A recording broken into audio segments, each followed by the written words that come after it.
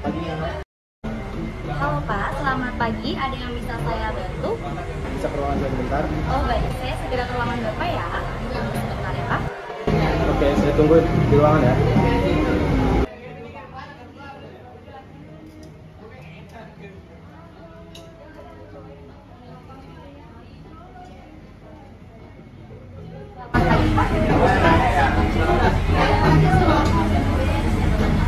Ada yang bisa saya bantu Pak? Kamu bisa buatkan saya surat konfirmasi terkait saldo saham untuk pada PT Pusat Persada. Baik Pak, saya segera membantukan ya.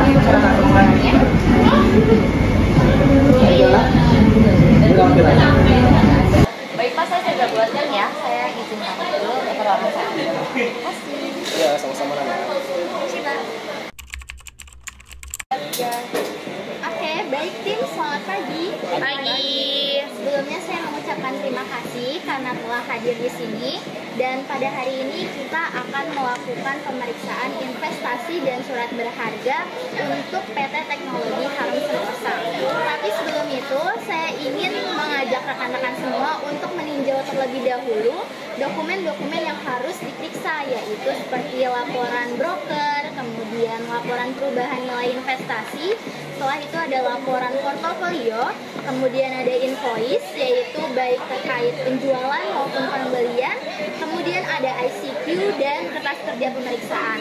Saya tunggu dengan segera dan mohon kerjasamanya. Baik.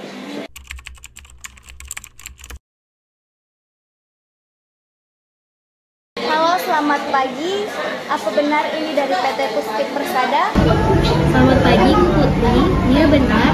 Dengan saya Ina dari PT Puspita Persada dan bisa saya bantu. Baik, perkenalkan nama saya Putri, saya dari Capture and Partners. Bisakah Anda membantu saya untuk mengkonfirmasi mengenai saldo investasi saham PT Teknologi Harum Sentosa untuk keperluan audit? Baik Ibu Putri, akan saya cek dulu ya untuk data sahamnya. Mohon ditunggu sebentar. Baik Ibu Putri, saya akan konfirmasi untuk data saldo sahamnya ya. Di sini ada saldo saham A, harga perolehannya itu 180 juta rupiah, di mana 10 sel saham tahun 2023. Terus yang kedua ada saldo saham B, 90 juta rupiah, dengan 10 slot saham di tahun 2023. Kemudian ada 10 PT dengan data sahamnya. Yang pertama PT Jaya Mapo, Jumlah sahamnya itu Rp500.000, nilai per sahamnya itu Rp5.000, totalnya itu Rp2.500.000.000. Yang kedua ada PT Sahabat Abadi, di mana jumlah per sahamnya itu Rp150.000 dengan nilai per saham Rp7.000, total nilainya Rp1.050.000.000. Yang ketiga PT Sukses Jaya, di mana harga per sahamnya itu Rp250.000, harga per sahamnya itu Rp9.000, di mana total per nilainya itu Rp2.250.000.000. Yang keempat PT Ratu Indah, di mana jumlah sahamnya itu Rp300.000, harganya Rp6.000, totalnya itu Rp1.800.000.000. Yang kelima PT Libra Maju, harga sahamnya itu Rp100.000, nilai per sahamnya Rp4.000, total nilainya Rp400.000.000. Yang keenam ada PT Wina Mega Intan, harga sahamnya itu Rp175.000, nilai per sahamnya itu Rp8.000, total nilainya yaitu Rp1.400.000.000.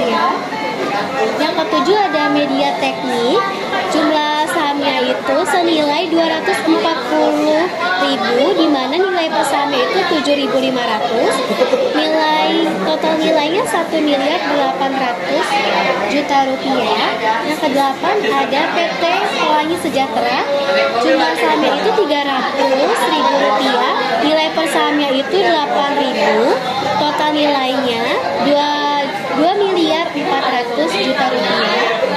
Yang kesembilan ada Putri Permata, jumlah sahamnya itu Rp200.000, nilai per sahamnya Rp5.000, total nilai sahamnya itu jadi Rp1 miliar.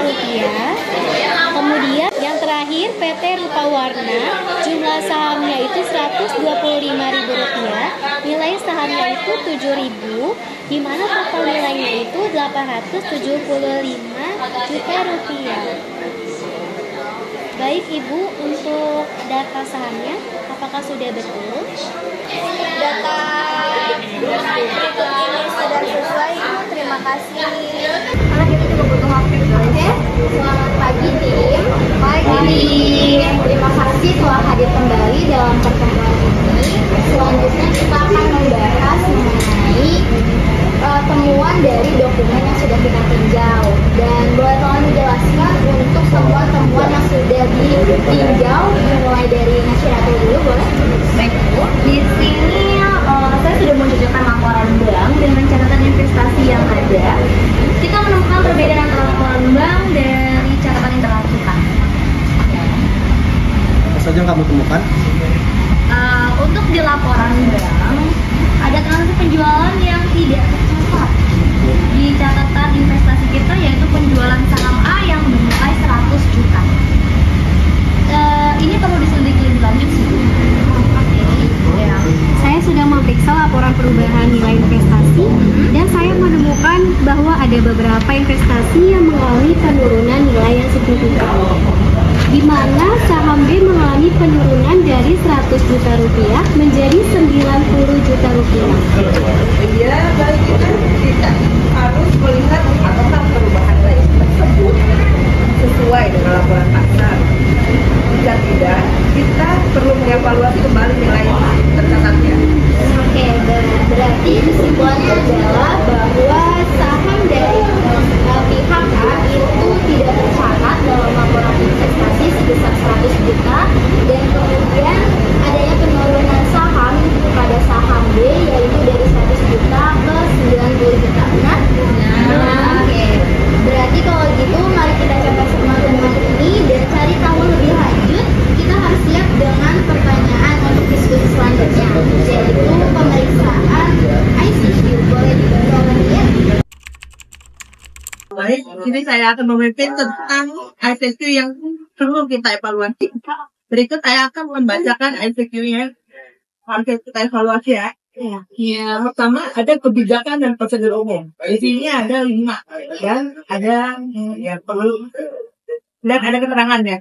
Yang pertama, apakah perusahaan memiliki kebijakan tertulis terkait investasi dan pengelolaan surat berharga yang relevan? Yang kedua, apakah kebijakan ini disetujui dan ditinjau secara berkala yang relevan?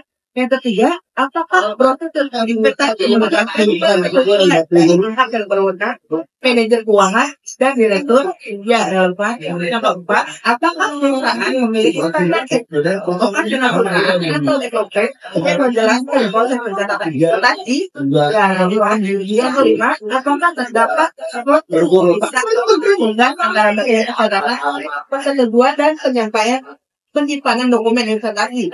Ini tidak relevan karena semua tugas dilakukan oleh divisi keuangan tanpa pemisahan tugas yang menjalankan resiko. Adapun saran dan rekomendasi dari Bu, sarannya adalah mengimplementasikan pemisahan tugas untuk mengurangi resiko kesalahan dan potensi risiko. Adapun pengendalian buku pada pencatatan investasi, ini ada 3 terang. Pertama, apakah semua transaksi investasi dicatat dengan transaksi terjadi yang relevan? Yang kedua, apakah setiap transaksi dicatat dengan lengkap dan didukung oleh dokumen pendukung yang sah yang relevan? Yang ketiga, apakah laporan investasi dikonfirmasi dengan pihak ketiga, broker atau bank? Ini yang relevan. Ada evaluasi resiko investasi. Ada pertama, apakah kita melakukan evaluasi berkala terhadap resiko investasi, misalnya resiko pasar, resiko kredit dan lain-lain yang relevan. Yang kedua, apakah terdapat analisis mendalam terhadap investasi yang beresiko tinggi? Ini relevan. Yang ketiga, apakah ada kebijakan mitigasi seperti diverifikasi portofolio investasi yang relevan? Yang keempat, apakah terdapat laporan yang berdapat terkait potensi penurunan nilai investasi yang relevan? Yang terakhir, Pengendalian internal atas investasi dan pemantauan di sini ada 3. Yang pertama, apakah review berkala atas kebijakan investasi dilakukan oleh audit relevan? Yang kedua, apakah review ini diisi dan ditinjau oleh seluruh bagian terkait? Dia relevan. Dan yang ketiga, apakah hasil ICQ ini ditampilkan atau diimplementasikan sebagai data untuk melakukan perbaikan internal? Iya, relevan. Boleh jalannya lagi? Oke, untuk yang dari hasil ICQ, sepertinya perusahaan belum memiliki pemisahan tugas yang cukup baik, ya. Pencatatan dan pemasaran transaksi dilakukan oleh orang yang sama. Ini menjadi resiko yang tinggi. Kita perlu merekomendasikan perusahaan untuk meningkatkan pemisahan tugas.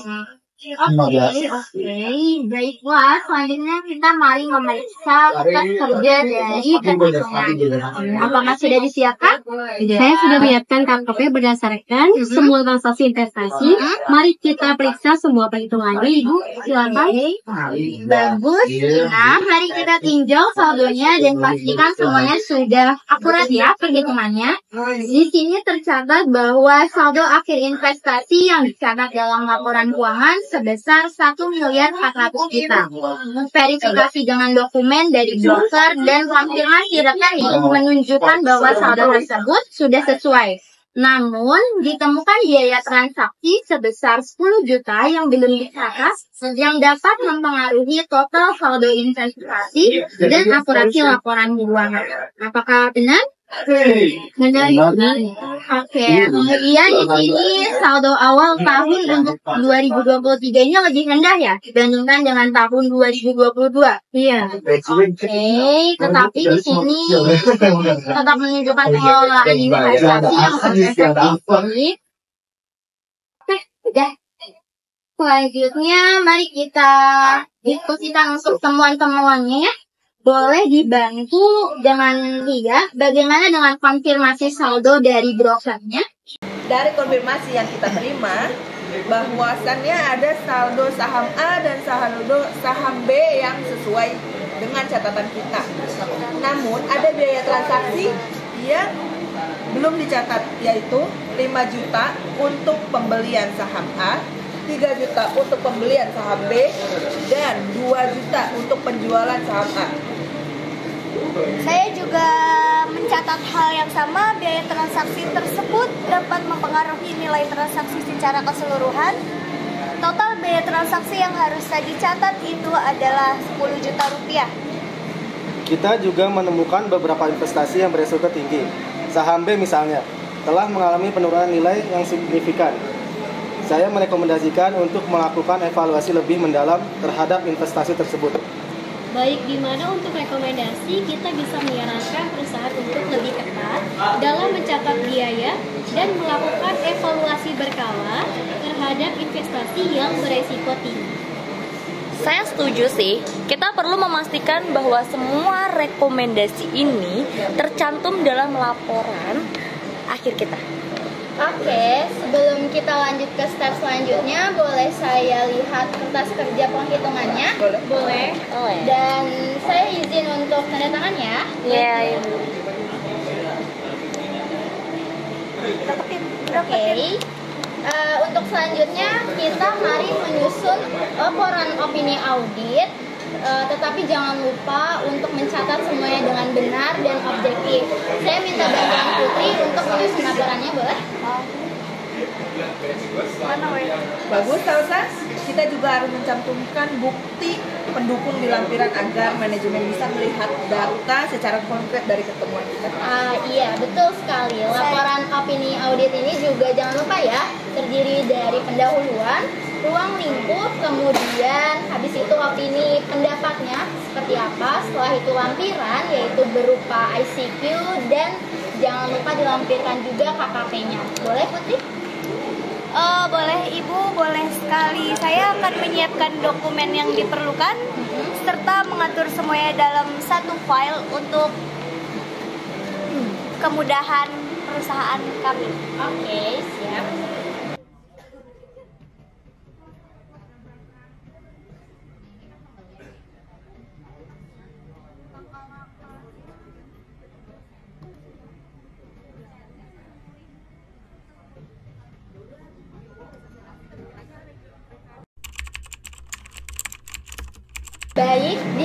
kami akan membahas mengenai temuan kami, rekomendasi, dan opini audit dari pemeriksaan investasi dan surat berharga pada PT Teknologi Harum Sentosa. Baik, pertama-tama kami telah melakukan pemeriksaan terhadap saldo investasi. Saldo akhir investasi kami konfirmasi sesuai dengan laporan internal dan dokumen dari broker, yaitu sebesar 1.400.000.000 rupiah. Namun kami menemukan bahwa ada beberapa biaya transaksi yang belum dicatat.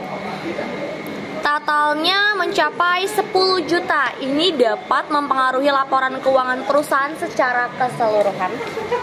Dan kami juga mengamati bahwa terdapat investasi yang beresiko tinggi di mana nilai saham B mengalami penurunan dari 100 juta rupiah menjadi 90 juta rupiah. Dan ini memerlukan perhatian yang lebih lanjut. Selain itu, berdasarkan ICP, kami menemukan adanya kelemahan dalam pengendalian internal, terutama dalam hal pemisahan tugas. Ini berpotensi meningkatkan risiko kesalahan dalam pencatatan dan pelaporan.